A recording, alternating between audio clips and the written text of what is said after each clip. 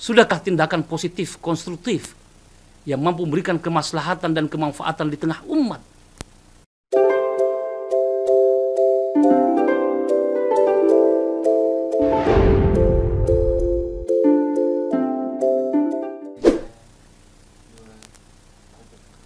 Assalamualaikum warahmatullahi wabarakatuh. Alhamdulillahilladzi arsala rasulahu bil huda walil haqq liyudhhirahu 'alad dini kulli wa kafa billahi syahida. Para pemirsa MUI TV dimanapun Anda berada yang dirahmati Allah Subhanahu wa Ta'ala, saat ini kita berada di awal tahun 2022 Masehi. Dalam suasana seperti sekarang ini, salah satu sikap arif dan matang yang seyogianya diaplikasikan dalam kehidupan setiap individu muslim adalah melakukan serangkaian kegiatan yang dikenal dengan aksi muhasabah, kegiatan evaluasi dan introspeksi diri. Kegiatan ini penting dan determinan dalam rangka mengukur sejauh mana dan seberapa besar perilaku dan tindakan-tindakan kita selama ini. Sudahkah tindakan positif, konstruktif yang mampu memberikan kemaslahatan dan kemanfaatan di tengah umat lebih dominan dan lebih konkret ketimbang tindakan negatif, destruktif yang justru banyak mendatangkan kemudaratan dan kemufsadatan di tengah umat? Sudahkah dan mampukah ibadah kita, amal dan takarrub kita kepada Allah Subhanahu wa Ta'ala lebih dominan ketimbang dosa dan kemaksiatan, pelanggaran dan kejahatan, serta pembangkangan kita terhadap sejumlah instruksi-instruksi Allah yang justru jauh dominan? Sudahkah dan mampukah para malaikat Raqib dan Atid mencatat kebaikan kita lebih dominan ketimbang malaikat Atid yang lebih dominan mencatat keburukan dan perbuatan-perbuatan tercelah kita? Mampukah dan sudahkah kita menunjukkan kesetiaan, ketaatan, dan fokus perhatian kita kepada kedua orang tua kita yang telah melahirkan dan membesarkan kita, yang telah membimbing dan mengarahkan kita sehingga menjadi manusia yang berguna dan bermanfaat, lebih dominan ketimbang pembangkangan, penolakan, dan sikap menanggalkan perhatian kita kepada mereka yang justru jauh lebih dominan. Demikian pula dalam hal karib keluarga kita, saudara kita, tetangga kita, terhadap bangsa dan negara dan umat secara keseluruhan. Sebuah value of morality, sebuah pesan moral dari agama kita yang hendaknya kita jadikan sebagai bahan internalisasi dan evaluasi diri. Dikatakan man kana yaumu khairun min amsihi fahuwa rabihun. Barang siapa yang kehidupannya hari ini, tahun ini lebih baik daripada kehidupan mereka pada hari-hari dan waktu sebelumnya, itulah muslim yang beruntung dan mampu memaknai hidupnya dengan benar.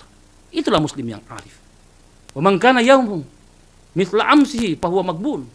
Dan barang siapa yang kehidupannya hari ini sama dengan kehidupan mereka pada hari-hari, waktu-waktu sebelumnya, tidak ada prestasi yang signifikan, tidak memberikan kontribusi yang bermakna dalam kehidupan, baik secara individu buat dirinya maupun dalam kehidupan sosial, baik secara internal buat sesamanya muslim maupun secara eksternal kepada mereka-mereka yang berbeda keyakinan.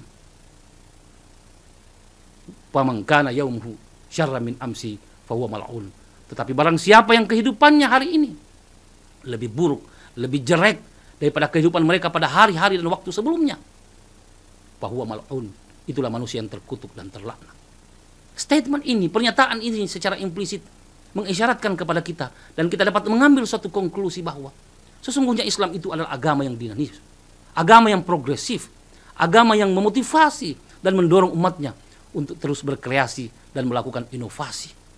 Karena itu satu mindset berpikir, satu paradigma berpikir yang keliru jikalau ada orang yang kemudian menghembuskan stigma seolah-olah Islam itu adalah agama yang statis, agama yang pasif, agama yang hanya tahu berpangku tangan dan menunggu perubahan turun dari langit tanpa ada action dan tindakan konkret. Tapi Islam adalah agama yang menyimpan secara lengkap semua syarat-syarat untuk mengalami kemajuan.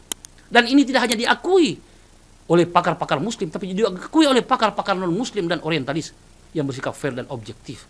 Satu di antaranya adalah Profesor Dr. Reynold Nicholson dalam bukunya The History of Evil Culture. Karena itu, kalaupun umat Islam tertinggal hari ini bukan disebabkan ketidakmampuan atau terbatasnya konsep Islam, tapi disebabkan oleh ketidakmampuan umat Islam itu di dalam menjalankan ajaran agamanya secara konsisten dan konsekuen. Bukankah Al-Quran satu di antaranya mengatakan, Ya ayyuhalladzina amanu ittaqullah wal tanzur nafsum ma qaddamat ligad wattaqullah innallaha khabirum bima ta'malun. Hai orang-orang yang mengklaim dirinya beriman, bertakwalah kalian kepada Allah, dan hendaklah kalian mempersiapkan diri menghadapi hari esok. Hari esok yang dimaksud pada ayat ini tentu bukan hanya dalam kehidupan kita pada yaumul hisab yang akan datang, tapi termasuk mempersiapkan diri untuk menghadapi hari esok di dunia. Karena itu, mempersiapkan planning, program yang matang dan jelas, yang sistematis dan realistis adalah hal yang mutlak untuk mencapai kemajuan. Karena itu seorang muslim harus mampu berkreasi dan melakukan berbagai langkah-langkah kreatif untuk bagaimana mampu mengorganize dan mampu mendesain hidupnya agar mampu memberikan kemaslahatan tidak hanya untuk dirinya secara individu, tapi secara sosial buat masyarakat luas. Para pemirsa TV-mu yang dirahmati Allah Subhanahu wa taala. Hal yang kedua yang harus kita wujudkan dalam rangka pergantian waktu, selain resolusi dan beberapa ekspektasi yang kita kemukakan sebelumnya, adalah bagaimana menumbuhkan rasa kesyukuran. Kesyukuran dalam berbagai hal, dalam seluruh aspek dari kehidupan kita, baik yang berkaitan dengan umur kita, berkaitan dengan fasilitas yang diberikan oleh Allah Subhanahu wa taala, termasuk organ tubuh yang sempurna. Karena itu Rasulullah mengingatkan, igtanim khamsan qabla khamsin. Syukurilah 5 perkara sebelum datang 5 kesempitan. Syababaka qabla harimika, wasihataka qabla sakamika, wa ginaka qabla fakrika, wa faragaka qabla syukrika, wa hayataka qabla mautika. Kapan manusia tidak mampu mensyukuri minimal pada 5 aspek itu, bukan tidak mungkin nikmat itu berubah menjadi nikmat. Karena itu setiap orang akan menahap lagi suasana pada hari kemudian nanti yang kata Rasulullah, la tazulu qadama 'abdin yaumal qiyamah hatta yus'alu an arba'in. Tidak akan bergeser kaki seorang hamba pada hari kemudian nanti sebelum dia ditanya tentang 4 hal. An umrihi fi mafnah, tentang umurnya di mana dia habiskan. Wa an syababihi fi mablah, tentang masa mudanya di mana dia pergunakan. Wa an ilmihi limadza amila bi, tentang ilmunya dipergunakan untuk apa, dan yang tidak kalah pentingnya wa an malihi min aina iktasababi wa fima anfaqa, hartanya dari mana dia dapatkan dan kemana dia belanjakan. Karena itu mensyukuri nikmat adalah bahagian yang terpenting di dalam rangka memaknai pergantian waktu. Semoga kita menjadi manusia-manusia yang arif di dalam memaknai hidup, sehingga kita menjadi manusia yang mendapatkan ridha, rahmat dan berkah dari Allah Subhanahu wa taala. Hadanallahu wa iyyakum. Wassalamualaikum warahmatullahi wabarakatuh.